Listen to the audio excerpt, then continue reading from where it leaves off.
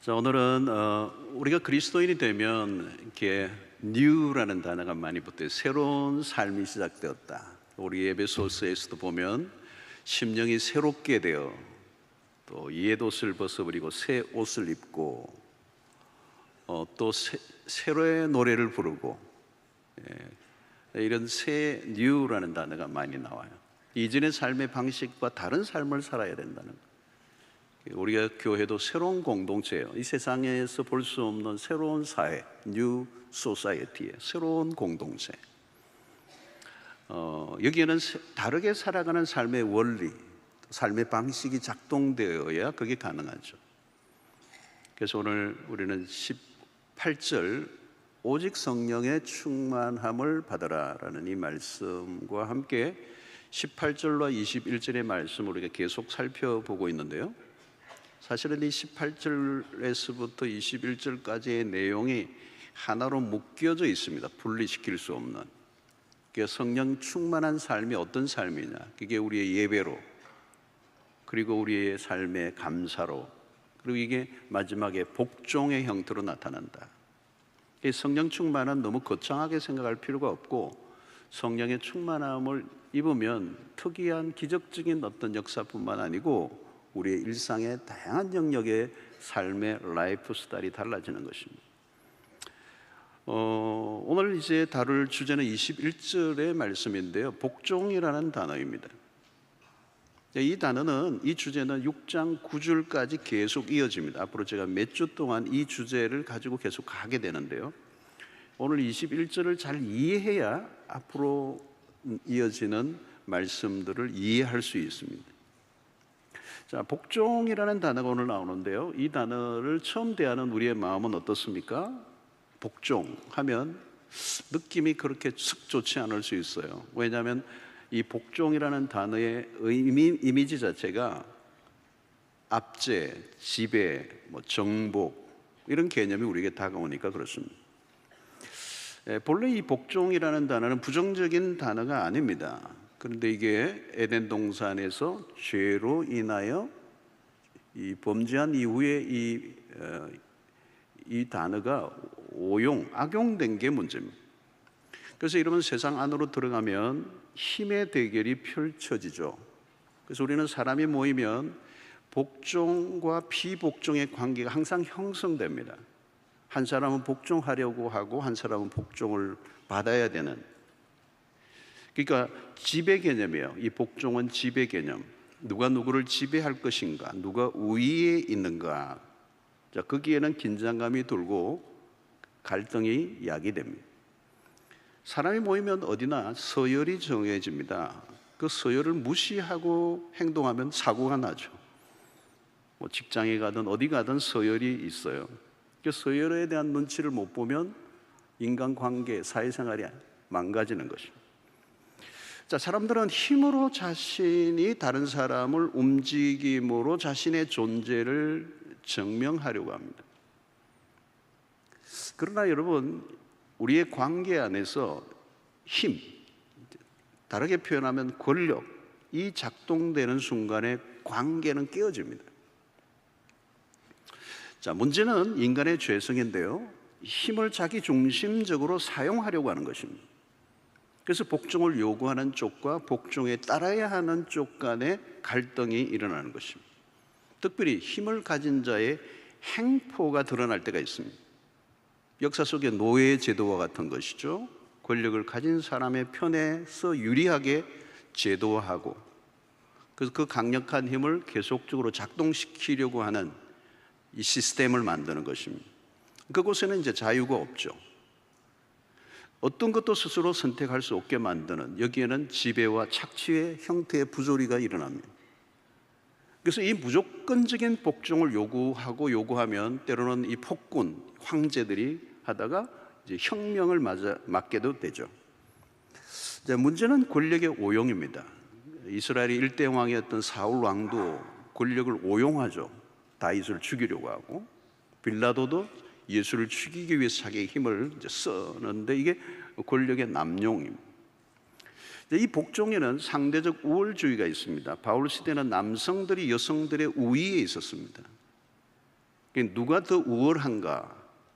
이게 개인의 삶에서부터 시작해서 나라와 나라 간에도 작용됩니다. 그래서 국가주의, 민족주의, 제국주의 이 등의 단어 안에는 치열한 힘의 싸움이 있는 것입니다. 자, 멀리 가지 않아도 가정 안에도 결혼 초기부터 누가 더 권력을 많이 가질 것인가? 부부간의 팽팽한 기싸움이 벌어집니다. 아이들은 알고 있어요. 우리 집안에 누가 더 힘이 센지. 아이들이 누구의 눈치를 더 많이 보나 하는 것입니다. 여러분, 형제가 어린 아이들이 이제 여러 명에서도 형제가 있는 가정 안에는 아이들끼리도 권력의 구도가 형성됩니다.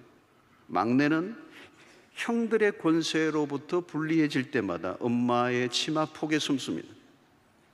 엄마가 외출을 하면 막내는 첫째 형에게부터 둘째 형의 위협으로부터 자신을 지켜냅니다. 그러나 첫째 형마저 학원을 가버리면 막내는 둘째 형 앞에 고분고분해집니다. 그러나 엄마가 들어오는 순간 다시 큰 소리를 치기 시작합니다. 둘째는 형과 동생 사이에서 때로는 막내와 힘을 합쳐 형의 권력에 도전하기도 합니다. 자, 이렇게 어릴 때부터 복종의 기술을 터득해 가는 것이죠. 우리가 좋든 싫든 복종이라는 주제는 피할 수가 없는 것입니다. 세상 속에서 주된 관심사는 뭡니까? 결국은 힘이에요. 힘. 리차드 포스터는 이 세 가지 주제를 하죠. 이렇게 돈, 섹스, 권력이에요. 그죠? money, power, sex 이 세 가지. 이게 인류가 가지고 있는 가장 핵심적인 주제라고 얘기합니다. 그 중에 하나가 이 파워예요. 파워, 권력. 자, 리더는 힘을 가지려고 합니다. 아무리 리더의 자격이 주어져도 힘이 주어지지 않으면 사람들이 따라오지 않는다고 생각합니다. 그래서 리더십은 예술이다라는 책을 쓴 맥스 더 펄이라고 하는 사람이 있습니다. 이분이 다른 책을 하나 썼는데 그 책의 이름이 뭐냐면 권력 없는 리더십은 가능한가는 책입니다. 권력이 없는데 사람이 나를 따라올 수 있을 건가 하는 거예요. 사람들을 이끌 수 있는가? 세상에서는 불가능해요. 세상의 정치는 권력에 의존하여 돌아갑니다. 자, 요즘은 리더들이 순환을 겪는 시대입니다. 사람들이 잘 따라오지 않습니다. 누구나 리더의 자리에 있으신 분들은 느끼실 거예요. 잘 따라오지 않아요. 따라오지 않는 정도가 아니라 자칫하면 거센 저항에 부딪혀야 합니다. 권한은 축소되고 책임이 많아졌습니다. 그리고 리더십의 권위의 저항이 거세지면서 이제는 일방적인 형태의 주도하는 카리스마의 리더십이 먹히지 않는 시대를 우리가 살고 있습니다. 그러나 지금은 그런 이제 카리스마적 리더십은 저항을 받는, 그래서 새로운 형태의 리더십이 요구되는 사회를 우리가 살고 있습니다. 그런 의미에서 맥스 더 프리가 얘기하는 권력이 없는 리더는 과연 가능한가? 왜 사람들이 그토록 힘을 가지려고 하는가라는 것입니다. 자, 우리는 오늘 이 본문에서 그 답을 찾아내야 돼요. 바울이 말하려고 하는 이 복종이 무엇인가 하는 것입니다. 실제로 21절부터 6장 9절까지 계속 나오는 내용이 아내들에게 요구하는 것은 아내들이여 남편에게 복종하라. 또 자녀들은 부모들에게 복종하라. 종들은 주인에게 복종하라. 자, 여기에서 일방적인 복종을 요구하는 듯이 보이지만 가장 먼저 이런 22절부터 아내들에게 남편에게 복종하라는 이 말씀이 나오기 이전에 오늘 21절이 먼저 나오고 있다는 데 문제가 있습니다. 자, 21절이 뭐죠, 여러분? 그리스도를 경외함으로 피차 복종하라는 거죠. 이 눈에 띄는 것은 여기 피차 복종하라는 것입니다. 그러니까 오늘 이 21절을 잘 이해하지 못하면 계속 우리는 혼선이 일어날 수가 있습니다. 자, 오늘 21절을 풀어야 그 다음에 나오는 내용들을 제대로 우리가 다룰 수 있습니다. 그래서 오늘 저는 이 21절을 따로 떼어내서 원래는 이 부부의 관계를 다루려야 하는데 오늘 이 주제가 너무 중요한 주제이기 때문에 이 절만 따로 떼어서 여러분들하고 나누고 있습니다. 자, 여기 피차가 붙음으로 전혀 다른 개념이 되어버렸어요. 피차가 빠지면 복종은 각자에게 자기에게 유리하게 적용할 가능성이 높아집니다. 바울이 꺼내놓은 피차 복종하라는 개념은 당시로 보면 매우 급진적인 가르침이에요. 남성 중심, 남성 우위의 사회, 원로, 이 어른 중심, 그리고 노예와 주인이 철저하게 구별되는 그 지배적 문화 속에 바울은 피차 복종하라는 이 단어를 가지고 온 거예요. 이것이 계속해서 에베소 뒷부분까지 연결되고 있다는 것입니다. 여기에서 피차 복종은 무슨 의미가 있습니다? 우선 일방적인 복종을 거부하고 있습니다. 바울은 에베소서를 통해 새로운 형태의 공동체를 소개하고 있습니다. 그리고 세상의 조직체와 전혀 다른 원리가 작동되는 것이 교회여야 한다. 그러면서 바울이 강조하는 것은 피차 복종하라. 여기에서 두 가지를 생각해야 하는데, 하나는 그리스도를 경외함으로, 또 하나는 피차라는 단어입니다. 자, 그리스도의 공동체의 특성은 뭡니까? 그리스도가 주가 되신다, 로드가 되신다. 그리스도를 주로 모신 공동체. 자, 본래 인간은 하나님에 대한 복종으로 최상의 삶이 보장되어 있었습니다. 그러나 하나님에 대한 반역으로, 불순종으로 모든 관계가 깨어졌습니다. 그게 저주입니다. 창세기 3장 16절을 보면 저주의 가운데 하나가 이거예요. 또 여자에게 이르시되 내가 내게 임신하는 고통을 크게 더하리니 내가 수고하고 자식을 낳을 것이며 너는 남편을 원하고 남편은 너를 다스릴 것이니라.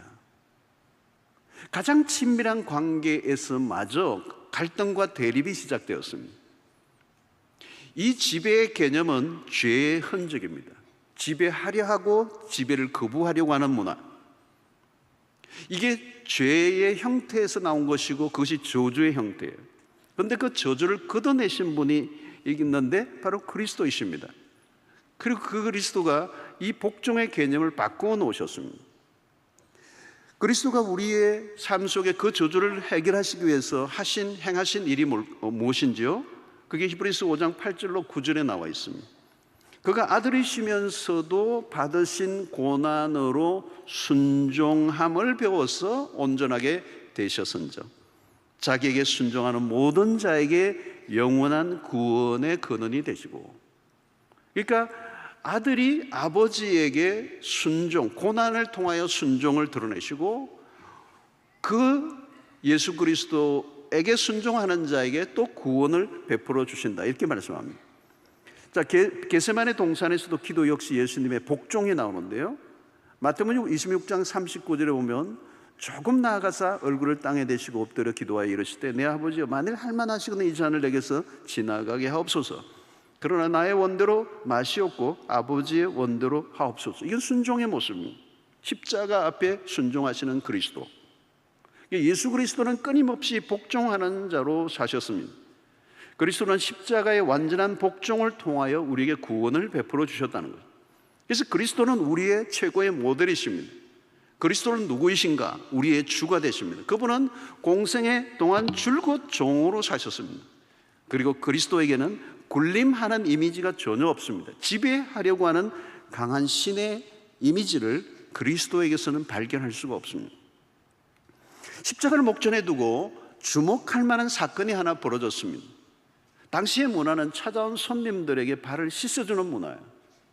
주로 그 일의 역할은 종들이 맡았습니다.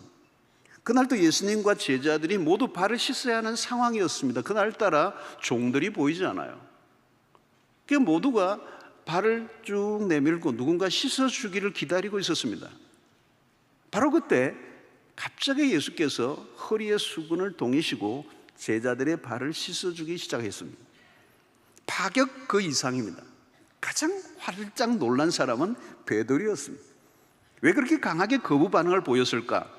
종이 주인의 발을 씻어주는 문화에 익숙하지 않은 거예요. 예수님은 종들에게 명령하기보다 자신이 스스로 종이 되셨습니다. 주인과 종의 문화가 분명한 그 시대 속에 주님은 전혀 다른 모습을 보여주신 것입니다. 주님이야말로 만유의 주이신 분입니다.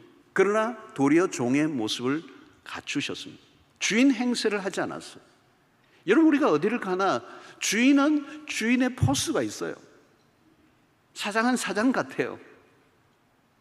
직급이 조금만 높아도 그 높음에 대한 어떤 행세가 있어요. 그러나 주님은 항상 종의 형체를 가지셨다는 거예요. 명령을 내리기보다 순종하는 모습으로 사셨습니다. 우리는 그리스도 안에서 복종의 의미를 배워야 합니다. 그리스도 안에서 복종은 아름다운 단어로 개념으로 바뀌었습니다. 더 이상 저주의 개념인 지배가 아닙니다. 우리의 모든 관계 안에서 이 복종은 매우 중요한 삶의 형태가 되었습니다. 그래서 21절 이하의 내용들은 18절의 성령 충만에 종속된 구절이에요. 이 성령 충만은 우리의 일상에 영향을 미치는데, 그것은 사람들과의 관계 속에서 이전에는 지배하려고 했던 사람들이 이제는 스스로 자기를 낮추고 섬기는 자로 변했다는 것입니다. 이것이 그리스도 안에서의 복종이 재해석된 삶입니다. 이것이 바로 바울이 오늘 얘기하려고 하는 피차 복종입니다. 이 피차 복종하는 관계가 될 때 삶은 완전히 달라집니다. 자기중심적으로 일방적으로 몰아가는 관계는 긴장과 대립을 가져올 수밖에 없어요. 그런데 성령의 충만은 이런 관계에 변화를 일으킵니다. 여러분, 성령은 굉장히 인격적인 분이시고 부드러운 영이세요. 그래서 성령을 우리는 가리켜서 비둘기 같은 성령이 부드럽다는 거예요. 온유하다는 겁니다. 여러분, 성령에 충만하면 온유해져요. 상대를 제압하려고 하지 않습니다. 그리스도인은 자기 중심적인 주장보다 상대를 존중하는 태도를 갖추게 됩니다. 그리스도인은 다른 사람들과 관계에서 부드러워져야 한다는 거예요. 성령의 충만함을 입은 사람들은 모든 관계에서 젠틀하다는 거예요. 거칠거나 무례하지 않아요. 누구에게든지 그리스도를 대하듯 대한다는 것입니다. 자기가 높은 위치에 있다고 해서 군림하는 이미지는 그리스도인의 모습이 아닙니다. 그런 일방적인 관계는 오래가지 않아요. 교회 공동체는 세상의 조직에서는 맛볼 수 없는 문화가 있습니다. 그 누구도 임의로 사람을 억압하거나 강제성을 띄어서는 안 되는 것입니다. 주장하는 자세를 가져서도 안 됩니다. 여러분, 고집이 좀 센 사람은 자기 생각을 상대에게 관철시키려고 합니다. 그리고 지나치게 강요를 해요. 특히 신념이 강한 사람들이 가지는 약점이에요. 자기의 신념을 가지는 것은 좋으나 자기의 신념을 다른 사람에게도 지나치게 강요하는 것입니다. 그리고 그것에 동의하지 않으면 적으로 만들어버려요. 누구나 자신이 가진 신념 있습니다. 그건 자유예요. 그러나 내가 가진 신념이 중요하다면 상대가 가진 신념도 존중해 줘야 돼요. 내 신념, 내 주장, 내 의견을 절대화하고 강요하는 것은 폭력이 될 수 있습니다. 대화하고 토론할 수 있습니다. 그러나 거기까지예요. 여러분, 우리가 가진 신앙도 마찬가지입니다. 플러신학교 리차드 마우라는 총장이 무례한 기독교라는 책을 썼어요. 기독교가 좀 무례하게 행동한다는 거예요. 기독교인이 되면 우리가 가진 복음을 전하고자 하는 열정은 중요해요. 그러나 그것이 너무 지나쳐 상식적이지 않는 태도로 복음을 전함으로 도리어 사람들이 복음에 대한 부정적인 시각을 가지게 해서는 안 된다라는 것입니다. 너무 과격한 십자군식 승리주의라는 표현을 써요. 그런 걸 경계해야 된다는 거예요. 절간에 어떤 분은 절간에 가서 불상에다가 그냥 붉은 페인트로 십자가를 긋고 이거 안 된다는 거예요. 그러니까 이 마오 총장은 기독교적 교양을 강조해요. 복음을 전하는 자의 태도가 중요하다는 거예요. 복음이 중요하지만 그 내용을 전하는 사람의 태도도 중요하다는 거예요. 복음을 전하는데 너무 전투적인 사람들이 있어요.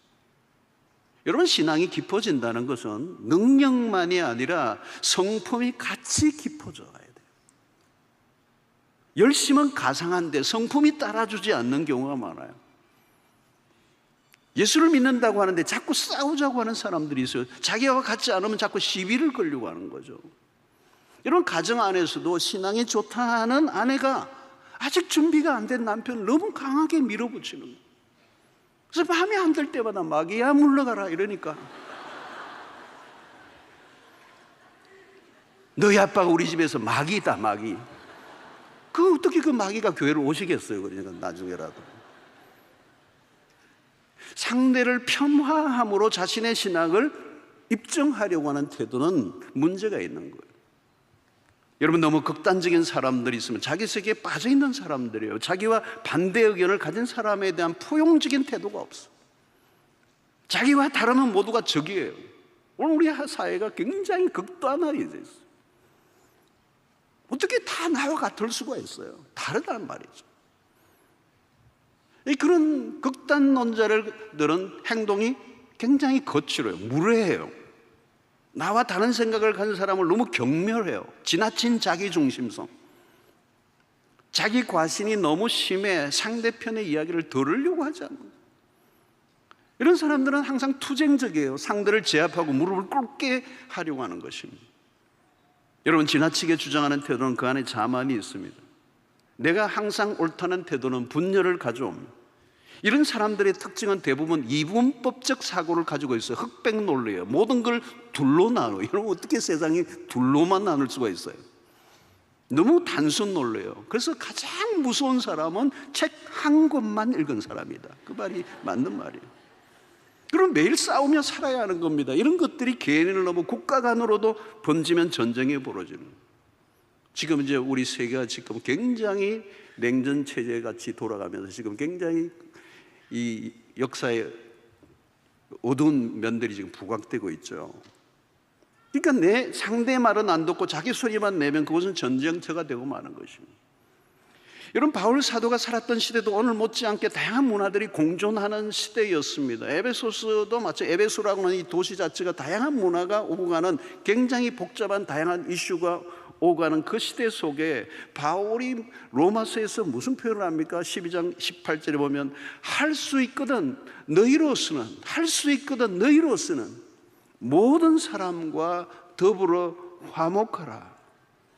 왜 우리가 평화를 이루어야 합니까? 우리가 가진 복음의 성격이 그렇기 때문에요.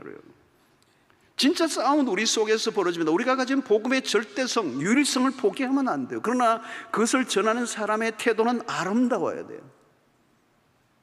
복음을 전하는 사람의 그 마음에 향기가 있어야 돼요. 교양이 있어야 되고 격조가 있어야 하고 품위를 갖춰야 돼요. 혈기로 가득하고 싸우려 든다면 우리가 전하고자 하는 복음의 내용이 의심을 받게 되는 것입니다. 우리가 믿고 있는 신조만이 아니라 믿고 있는 우리의 태도도 중요한 것입니다. 너무 거칠어서 복음에 마저 고개를 돌리게 해서는 안 된다는 것입니다. 그래서 적대감을 가지고 대립구도를 만들어서는 안 돼요. 전도를 할 때도 언제나 겸손한 태도를 잃어버리지 않아요. 너 그러면 지옥 간다가 아니라 나는 잘났어, 이제 예수 믿고 있다라고 착각해서는 안 된다는 거예요. 여러분, 은혜를 잊으면 무례해져요. 예수를 믿는데 무서워져 가는 사람들이 많습니다. 교회에 오래 다닌 사람일수록 얼굴이 굳어 있는 경우가 많아요. 초신자는 너무 행복한데 세월이 흐르면서 얼굴이 굳어지는 거예요. 화가 나 있는 사람들이 많아요. 왜 그런 일이 날까요? 탕자의 비유를 보면 형의 얼굴이 딱 그래요. 그런 열심히 일을 하고 있는데 왠지 화가 잔뜩 나 있어요. 동생에 대한 긍휼의 마음이 없어요. 그를 감싸는 아버지에 대해서도 화가 나 있어요. 그가 사용하는 언어들이 다 거칠어요. 여러분, 누가복음 15장을 보세요. 동생은 물론 아버지마저도 자기보다 못한 존재로 비춰지고 있어요. 여러분, 사람이 과격해지면 문제가 있습니다. 종교가 그 사람을 그렇게 만들어버릴 수도 있고 이념이 그를 그렇게 만들 수도 있어요. 여러분, 교회 안에서 기도와 봉사를 많이 한 사람이 무서운 얼굴을 하고 있으면 안 돼요. 그래서 가장 무서운 사람이 새벽기도 한 번도 안 빠진 사람이 제일 무서운 사람이에요. 그게 자기의 의의가 되는 거예요. 의의가 되는 거예요. 우리가 봉사하고 기도 많이 하고 헌신 많이 하는 건 다 좋아요. 근데 그 열심을 내고 난 다음에 티를 내는 게 문제예요. 그 티라는 게 뭘까요? 다른 사람의 기를 죽이는 거예요. 여러분, 예수를 믿을수록 부드러워야 돼요. 겸손과 온유함이 예수님의 핵심적 성품이 아닙니까? 상대를 굴복시켜 내가 잘난 사람으로 복합시키려고 해서는 안 된다는 거예요. 다른 사람에게 내가 그냥 그리스도를 따라가면 돼요. 순수히 그리스도를 따라가면 되는데 왜 나와 같지 않느냐고 시비를 걸지 말라는 거예요. 자, 여러분, 과연 힘을 가지지 않고 다른 사람과 좋은 관계를 유지할 수 있을까? 이것은 우리는 그리스도에게 배울 수 있습니다. 우리는 그리스도 앞에 어떻게 굴복하게 되었습니까? 자발적으로. 하나님 우리를 강제로 무릎 꿇게 하신 분이 아닙니다. 그럼에도 우리는 그리스도 앞에 기꺼이 복종하는 삶을 살게 되었습니다. 무엇이 우리를 그렇게 복종하게 만들었습니까? 우리가 주님 앞에 무장해제되는 것은 그리스도가 완전한 복종을 하신 분이기 때문에 그래요. 그리스도가 우리에게 보여주신 모습은 뭡니까? 그분이 십자가 앞에 순종하신, 자기 일부의 종의 형체를 가지신 그 그리스도의 자발적 순종에 우리가 무릎을 꿇는 것입니다. 그러므로 이 순종의 동기는 우리 안에서 일어나는 것이고 그것은 십자가의 원리입니다. 그리스도는 힘을 가지고 사람들을 다스리지 않았습니다. 모든 권세를 가진 주님마저도 힘으로 일을 성취해 가신 분이 아니에요. 언제나 여러분, 힘은 유혹입니다. 내가 다른 사람을 힘으로 움직이려 하면 그때부터 위험해지는 것입니다. 힘으로 사람들을 통제하는 욕망과 우리는 싸워야 합니다. 예수님은 일평생 자신의 권세를 내려놓으시는 훈련을 하셨어요. 요한복음 10장 18절에 보면 이는 이를 내게서 빼앗는 자가 있는 것이 아니라 내가 스스로 버리노라. 나는 버릴 권세도 있고 다시 얻을 권세도 있으니 이 계명은 아버지에게서 받아노라 하시니라. 힘을 가지고 섬기는 것이 아니라 힘을 빼고 섬기는 법을 보이셨어요. 바로 이것이 천국의 원리는 세상과 정반대입니다. 하나님의 나라는 큰 자가 작은 자를 섬기는 거예요. 마태복음 20장 26절 27절에 보니까 너희 중에도 그렇지 않아야 하나니 너희 중에 누구든지 크고자 하는 자는 너희를 섬기는 자가 되고 너희 중에 누구든지 어뜸이 되고자 하는 자는 너희의 종이 되어야 하리라. 여러분, 오늘날 문제의 중심에는 이기적 개인주의가 있어요. 나 중심의 문화가 팽배해졌어요. 자신은 희생하지 않으려고 합니다. 다른 사람을 복종시켜 군림하려고 합니다. 나를 위해서 다른 사람의 희생을 요구합니다. 여러분, 이것은 우리의 삶의 관계를 깨는 것이죠. 우리는 주님의 삶의 모습을 배워야 합니다. 빌립보서 2장 6절로 8절을 보면 그는 근본 하나님의 본체시나 하나님과 동등됨을 취할 것을 여기지 아니하시고 오히려 자기를 비워 종의 형체를 가지사 사람들과 같이 되셨고 사람의 모양으로 나타나사 자기를 낮추시고 죽기까지 복종하셨으니 곧 십자가에 죽으심이라. 예수님의 생애를 참 멋있게 요약한 말씀이에요. 예수님은 끊임없이 당신 자신을 낮추셨습니다. 자기를 계속 비워내셨습니다. 여러분, 우리가 열심히 봉사하고 전도하고 선교를 한 데까지는 좋아요. 그런데 그 다음에 우리가 어디로 가야 하는가요? 끊임없이 자기를 비워내는 거예요. 자기가 수고하고 희생한 것이 훈장이 되고 자랑거리로 만들어 다른 사람에게 강요하고 시비를 걸어서는 안 된다는 거예요. 그러면 우리는 종의 모습이 아니에요. 우리는 그냥 종으로 사는 겁니다. 그런데 종으로 열심히 봉사를 하다가 나중에 내가 주인이 되어 다른 사람을 종으로 부리려고 해서는 안 된다는 것입니다. 여러분, 예수님은 제자들을 종으로 취급하지 않고 친구로 여겨주셨어요. 이 기독교의 굉장히 독특성인데요, 요한복음 15장 15절에 보면 이 말씀이 있습니다. 이제부터는 너희를 종이라 하지 아니하리니, 이제부터는 너희를 종이라 하지 않겠다. 종은 주인이 하는 걸 알지 못해. 너희를 친구라 하였노니 내가 아버지께 들은 것을 다 너희에게 알게 하였습니다. 여러분, 이 요한복음 15장 15절은 엄청난 얘기예요. 주님이 내가 이제 너희를 종이라 하지 않고 너희를 친구라 하였다는 거예요. 이런 파격적 관계입니다. 누가 자신이 믿는 신을 친구라 부를 수 있습니까? 친구 관계는 어때요? 모든 게 대등한 관계예요. 그냥 모든 대화를 나누고 비밀을 서로 나누는 관계. 여기에서 우리에게 주는 메시지는 뭘까요? 하나님의 나라는 특권층이 존재하지 않는다. 상류층, 하류층이 존재하지 않아요. 하나님의 나라는 사람 아래 사람이 없고 사람 위에 사람이 없어요. 세상은 끊임없이 사람들을 분류합니다. 층을 만들고 클래스를 만들어요. 우열을 가려요. 이게 우리 세상 속의 피곤한 삶의 이유잖아요. 그런데 하나님의 새로운 공동체, 하나님 만드신 그리스도의 몸이라고 하는 이 새로운 공동체는 사람을 층을 나누지 않아요. 남녀의 우열이 없어요. 더 나은 클래스가 없다는 거예요. 여러분, 유대인들은 자기들만 선민회라고 하는 특별 특권의식을 너무 오랫동안 포기를 못해요. 이게 그들에게 얼마나 역사적 과로를 만들어냈는지 몰라요. 더 나은 민족 같은 개념도 없어요. 하나님이 인간을 다르게 짓지 않았다는 거예요. 모든 인간은 존중받아야 돼요. 당연히 다른 사람을 복종하게 할 권리를 특정인에게 부여하지 않았다는 거예요. 그러므로 그리스도인이 가져야 될 기본적인 태도는 무엇인가? 그것을 빌립보서 2장 3절에는 이렇게 얘기합니다. 아무 일이든지 다툼이나 허영으로 하지 말고 오직 겸손한 마음으로 각각 자기보다 남을 낮게 여기고, 여기 낮게 하면 큰일 납니다. 낮게 여기고. 여러분, 이 태도예요. 여러분, 힘을 가진 사람 앞에서 복종하는 모습은 많아요. 그러나 그리스도인의 복종은 다릅니다. 자신보다 상대적으로 약자에 대한 복종이에요. 이건 자발적 복종이죠. 이것은 어떻게 가능하죠? 성령으로. 여러분, 세상에서 보는 복종은 겉으로는 문제가 없어 보여요. 그러나 다 비자발적이에요. 돈 때문에 할 수 없이, 처자식이 있으니까 이를 악물고 살아남기 위해서 할 수 없이 이를 악물고 복종하는 거죠. 그럼 그리스도의 복종은 그런 것과 달라요. 상대를 굴복시키려 하는 태도보다 상대를 섬기기 위해 자신을 십자가 앞에서 굴복시키는 법을 먼저 익히는 것이죠. 여러분, 리더십의 매우 중요한 핵심 중에 하나가 복종이죠.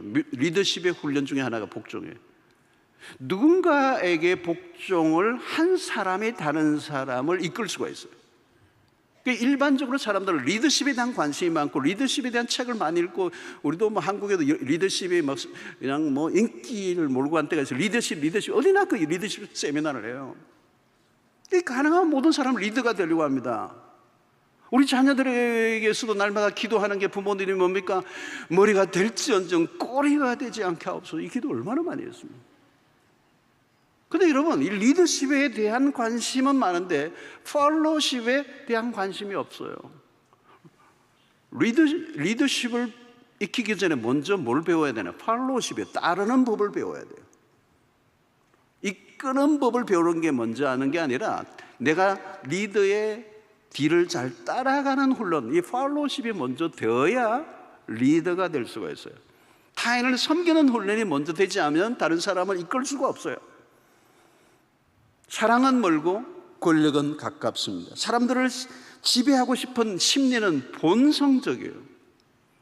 그래서 어디에나 서열을 매기죠. 서열이 무서워요. 어디나 자기 자리가 있고 자기 자리에 앉아야 돼요. 세상은 자리 다툼이잖아요. 자리를 지키려는 자와 빼앗으려는 자의 대립이 얼마나 거대한 전쟁입니다. 여러분, 그리스도의 몸인 교회는 전혀 다른 사회예요. 교회는 권력이 작동될 수 없는 곳입니다. 세속적인 힘으로 돌아가는 세상의 조직이나 단체와는 전혀 다릅니다. 이 피차 복종의 원리, 힘에 의한 굴복이 아니라 자발적 복종, 그것은 그리스도께서 우리에게 보여주신 모습 속에서 우리가 발견하게 되는 것입니다. 그리스도는 높은 곳에서 통치하시고 호령하시는 분이 아니라 낮은 곳에 오셔서 섬기는 자로 모범을 보여주셨습니다. 여러분, 우리는 항상 무엇인가를 행동할 때 자신의 행동, 자신의 신분이나 위치를 늘 고려합니다. 내가 그래도 사장인데, 내가 그래도 부장인데, 내가 간부인데, 내가 팀장인데, 내가 선배인데, 그 정도에 맞는 처신이 있다고 생각합니다. 가끔 그런 말을 해요. 내가 이 나이에 하랴? 여러분, 강자 앞에서는 허리를 굽신거리고 약자 앞에서는 큰 소리를 치는 거. 윗사람에게는 꼼짝 못하는 사람일수록 아랫사람에게는 가혹하게 대하는 사람들. 여러분, 그리스도는 우리에게 전혀 다른 모습을 보이셨어요. 그는 언제나 종의 태도를 가지고 사셨어요. 피차 복종하라는 개념은 언제나 복종하는 자의 삶의 모습을 갖추라는 거예요. 어디에서나 섬기는 일이 자연스러워야 돼요. 그리스도의 몸은 교회 안은 계급이나 서열의 개념이 들어오면 안 됩니다. 오래된 전통 있는 교회들은 이런 계급이 생겨요. 서열이 생겨요. 그래서 뭐 수석이 있고 차석이 있고 그래요. 수석은 물에 뜨는 돌인가요? 높고 낮음이 존재해요. 피라미드 형태의 조직은 세속적인, 세상적인 방식이에요. 우리는 다르다는 거죠. 누가 높고 낮음을 매길 수가 없어요. 우리는 서로 종이 되어야 정상이에요. 교회 직분은 서열이 아니고 기능적인 역할을 위해 주어진 것입니다. 올라가는 사다리 개념이 아닙니다. 그래서 신앙이 깊어질수록 더 낮은 곳으로 내려가야 합니다. 명령을 하는 자리가 아니라 더 많은 섬김이 요구되는 거예요. 우리는 상대를 밀어내고 더 많은 우위를 확보하는 게임을 세상은 하고 있지만 우리는 더 많이 섬기려고 안달이 나는 공동체여야 하는 것입니다. 자, 그리스도의 복종은 어때요, 여러분? 약한 자의 모습이 아닙니다. 우리는 복종하면 진다고 생각해요. 약자가 복종한다고 생각합니다. 그렇지 않아요, 여러분? 누가 기꺼이 복종할 수 있습니까? 그리스도를 경외함으로. 그러니까 그리스도의 복음을 경험한 사람만 가능합니다. 예수 그리스도께서 죽기까지 복종하셨던 것처럼.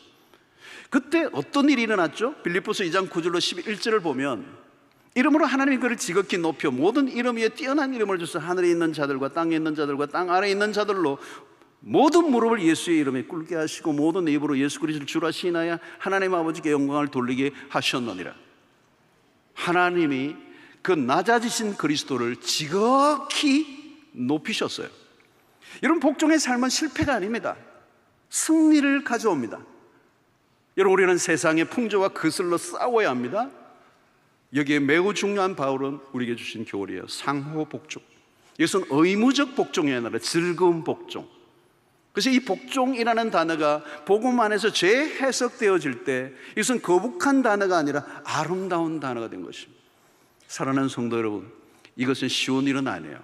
그러므로 5장 18절에서 오직 성령으로 충만함을 받으라고 그랬어요. 이 성령의 지배를 받을 때 이 본성의 지배를 벗어나 성령 안에서 피차 복종하는 것이 쉬워지게 돼요. 성령은 사랑의 영입니다. 사랑이 찾아오면 복종은 쉬워져요. 사랑하면 기꺼이 복종이 돼요. 그걸 명령이라고 여겨지지 않아요. 사랑하는 성도 여러분, 신앙생활을 하면 할수록 우리는 힘을 획득해 가는 과정이 아니라 내가 가진 힘을 계속 내려놓고 상대를 섬기는 쪽으로 가는 것, 이것이 성령 충만한 삶이요, 그 성령 충만을 통하여 일어난 우리의 삶의 관계의 변화인 줄로 믿습니다. 사랑하는 성도 여러분, 무엇을 얼마나 많이 열심히 하는가가 아닙니다. 우리가 얼마나 그리스도를 닮아가고 있는가. 교회는 전혀 새로운 형태의 공동체예요. 그 공동체를 이루어가는, 이 세상에 흉내낼 수 없는 그 아름다운 공동체를 만들어가는 핵심에 피차 복종이 있어요.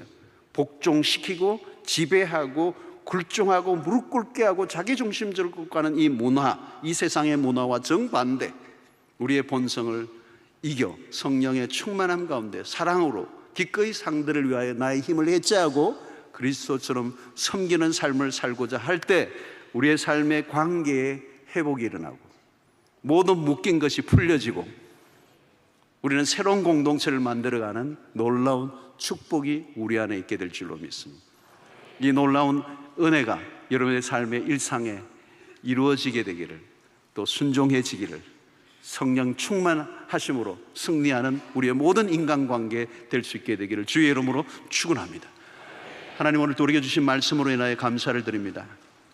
성령 충만하게 하여 주셔서 이 복종의 개념이 상대를 억압하고 조종하는 도구가 아니라 기꺼이 나의 힘을 내려놓고 상대를 섬김으로 하나님의 나라를 경험하는 이 놀라운 관계의 회복이 우리의 삶에 일어날 수 있도록 축복하여 주시옵소서.